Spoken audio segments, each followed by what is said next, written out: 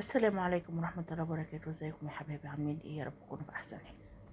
النهارده البطل بتاعنا الفسيخ هنعمله في بطرمان بلاستيك، ولا تقولي لي الفه ببلاستيك ولا سولوتيب ولا اي حاجه.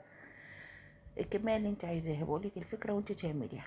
معايا ملح خشن تجيبيه من عند العطار، معايا كركم، تمام، ومعايا شطه.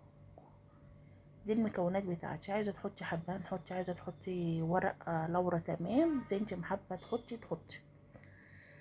ملحت زي انتم ما شايفين كده الفسيخ وحطيته في البطرمان، تمام، وكتمته بكيس بلاستيك وهنسيبه عشان جايبه سمكه كبيره، هيقعد من حوالي 5 6 ايام.